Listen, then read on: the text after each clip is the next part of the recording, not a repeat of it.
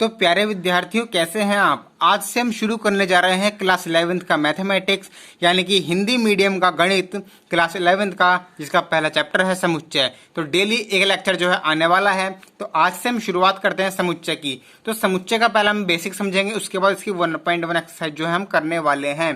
तो ध्यान से समझना इसको, बेसिक कॉन्सेप्ट क्या है। अब देखिए यहाँ पर आपकी क्लास 11th में जो चैप्टर नंबर 1 है समुच्चय, यह आपका है।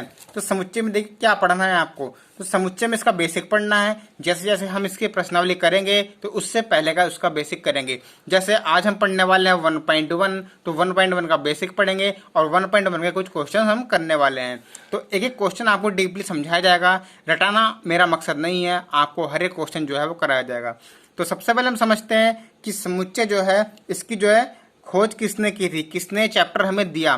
तो ये हमें दिया था जॉर्ज कैंटर ने। ठीक है, जो मेन टॉपिक है वही आपको बताने वाला हूँ। अब समुच्चय होता क्या है पहले समझ लेते हैं। देखिए समुच्चय होता क्या है। समुच्चय को हम इंग्लिश में बोलते हैं सेट।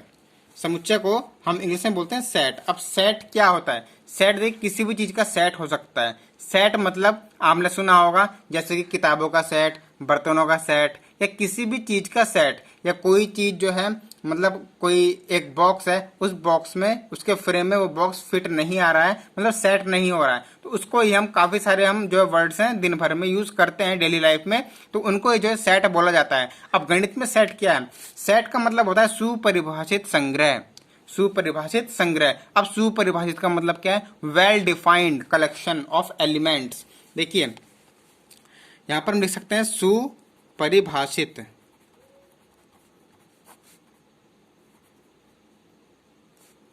वस्तुओं का सुपरिभाषित संग्रह। ठीक है, यानी कि जो अपने आप में वेल डिफाइंड हो। Well defined collection of elements. ठीक है, अब जैसे कि मैंने कहा कि भाई 5 इंडिया के सर्वश्रेष्ठ बल्लेबाजों के नाम बताओ। इंडिया के जो सर्वश्रेष्ठ 5 बल्लेबाज हैं उनका नाम बताओ। तो आप क्या बताएंगे, आप बताएंगे कोहली, धोनी, रोहित, जडेजा, या फिर एक और आप ले सकते हैं कोई भी, रहाणे। तो आप ये बताओगे। अब मैं आपके किसी दोस्त से पूछूंगा तो वो क्या बताएगा, वो कुछ और बताएगा। यानी कि वो अपने फेवरेट बताएगा, वो अपने फेवरेट बताएगा। यानी कि दोनों के लिए जो है बल्लेबाज सेम नहीं होंगे, बदले जाएंगे। तो उसी को कह सकते हैं सुपरिभाषित। यानी कि जो मैंने पूछा 5 बल्लेबाजों के नाम, तो आपने दोनों ने सेम नहीं बताया। अगर आप दोनों सेम नहीं बताते हो, अलग अलग बताते हो, तो ये हमारे सुपरिभाषित नहीं हुए, फिर आपका जो है ये सेट नहीं रहेगा। अब मैं कहूं कि 1 से लेकर 10 तक की गिनती, 1 से लेकर 10 तक की सभी गिनती लिखो, तो आप क्या लिखोगे, 1 2 3 4 5 6 7 8 9 10। आपका फ्रेंड क्या लिखेगा, 1 2 3 4 5 6 7 8 9 10। यानी कि आप दुनिया में किसी से भी पूछोगे तो सब यही लिखने वाले हैं, 1 2 3 4 5 6 7 8 9 10। 1 2 3 4 5 6 7 8 9 10। ठीक है, तो ये हमारा समुच्चय है।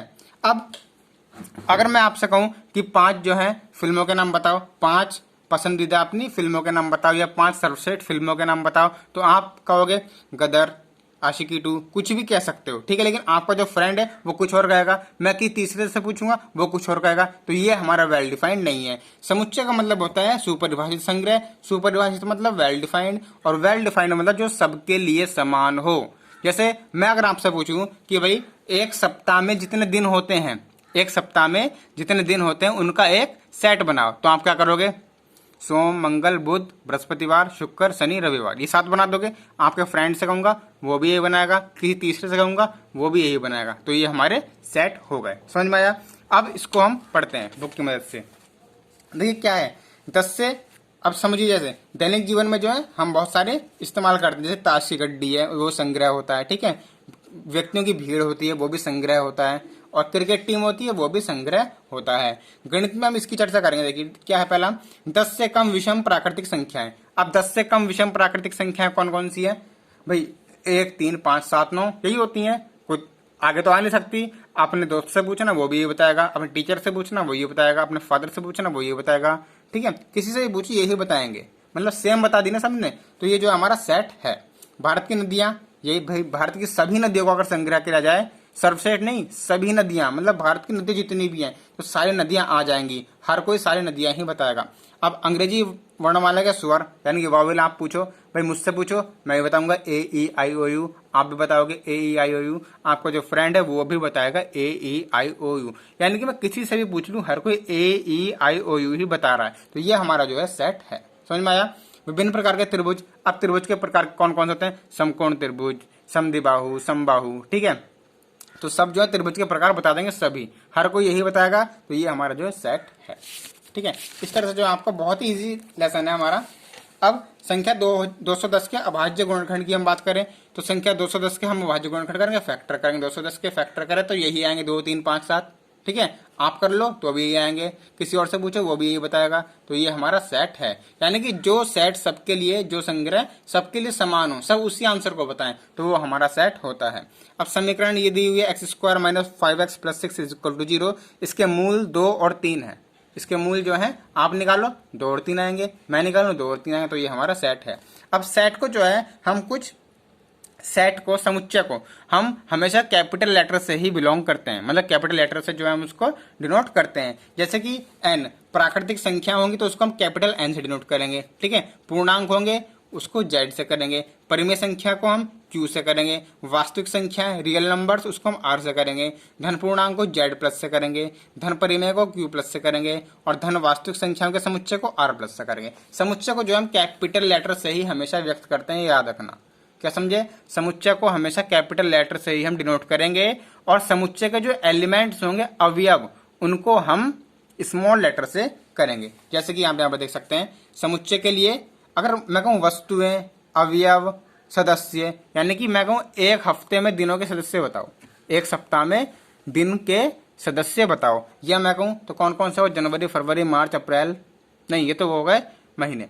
अगर मैं कहूँ एक हफ्ते, सप्ताह में दिनों के सदस्य बताओ तो कौन कौन से हो गए भाई? सोमवार, मंगलवार, बुधवार, बृहस्पतिवार, शुक्रवार, शनिवार, रविवार। ये क्या है? ये वस्तुएं हैं, इनको हम अवयव भी कह सकते हैं, इनको हम सदस्य भी कह सकते हैं। तो कहीं तीनों में से कुछ भी आए एक ही बात है, ठीक है। अच्छा, समुच्चय को मैंने आपको बताया बड़े अक्षरों से निरूपित करेंगे, जैसे A B C D बड़ा वाला, और उसके जो अवयव हैं B C X ये छोटे से करे जाएंगे, ठीक है। यदि A हमारा समुच्चय A का है, ठीक है, यानी कि A जो है मान लो क्या जनवरी है, A हमारा जो है जनवरी है, जनवरी, फरवरी, मार्च, ये A है, ये जनवरी है, तो ये क्या है? ये हमारा साल है, साल के जो है महीने, ठीक है। तो अब इसके बाद एक बात आती है, आपको साइंस समझाना, एप्सिलॉन, इसको बिलोंग्स टू करते हैं, ठीक है। ये आपको बताता हूँ मैं। देखिए जैसे ये है A B C D E F, ठीक है। ये हमारा क्या है? ये हमारा समुच्चय है, ठीक है। इसके अंदर जो है ये है, ए के अंदर समुच्चय है। अब मैं इसमें कह सकता हूं, मतलब ए समुच्चय है और A B C D E F इसके अवयव हैं, यानी कि ए समुच्चय में ये हमारे 6 अवयव हैं।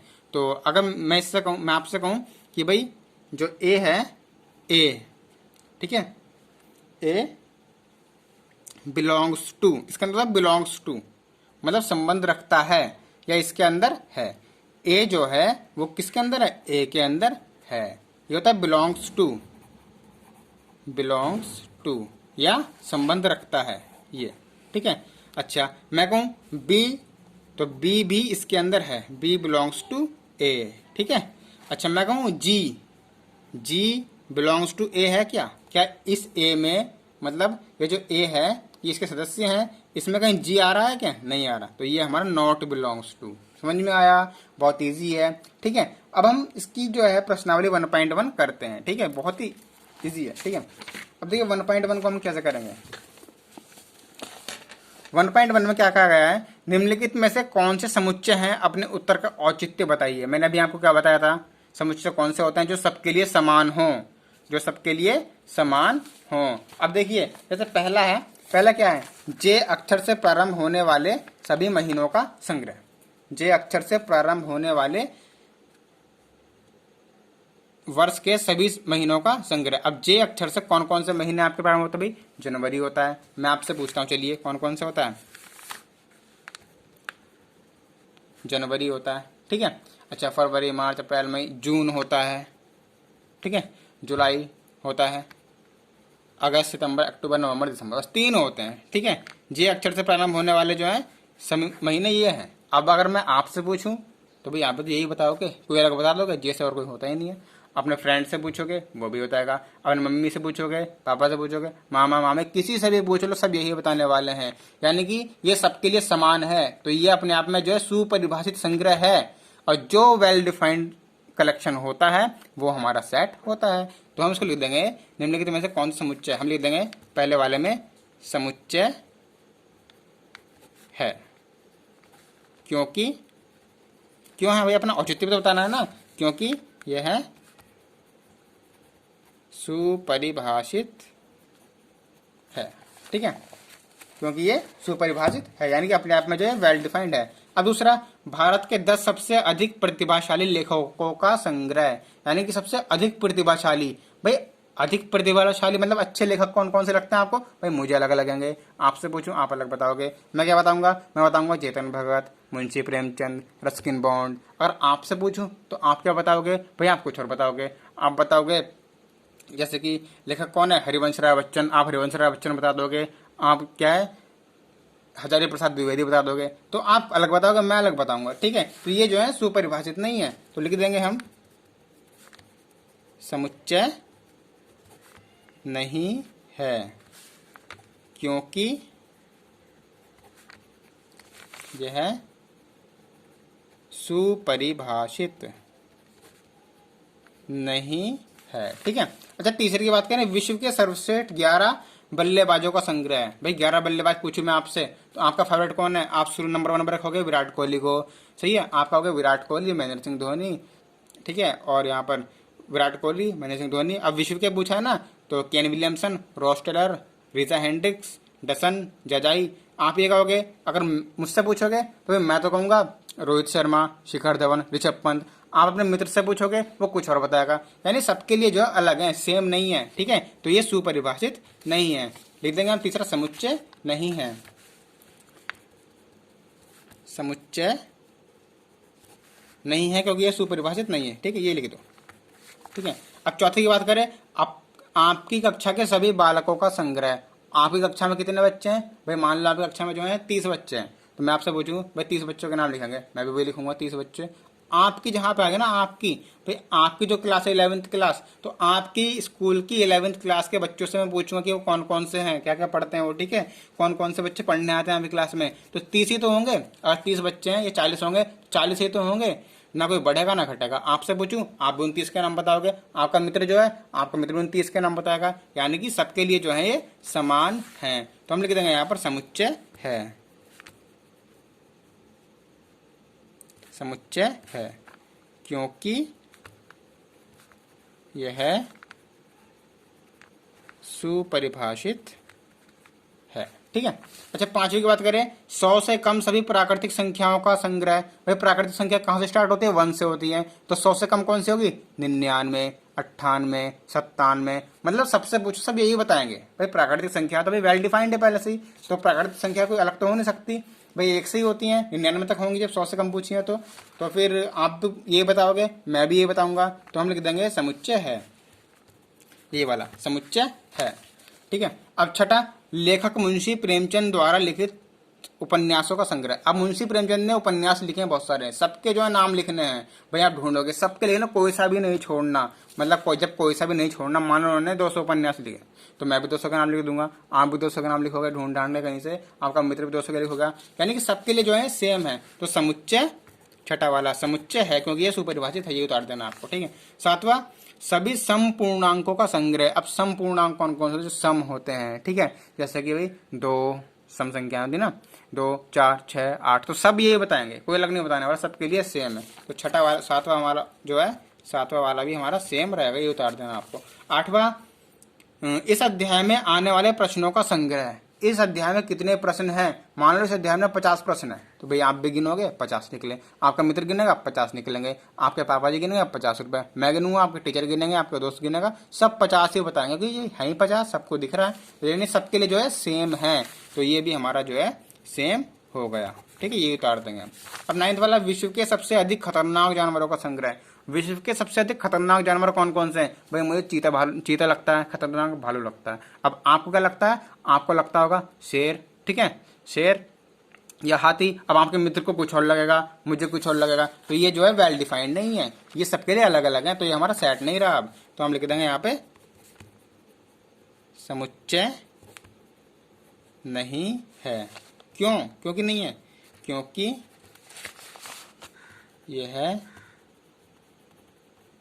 सुपरिभाषित नहीं है। तो अब आप इसको नोट कर लीजिए, 1 पॉइंट बन जो है आपकी, मैंने क्लियर कर दी। आपको जो है दूसरा क्वेश्चन भी स्टार्ट करते हैं।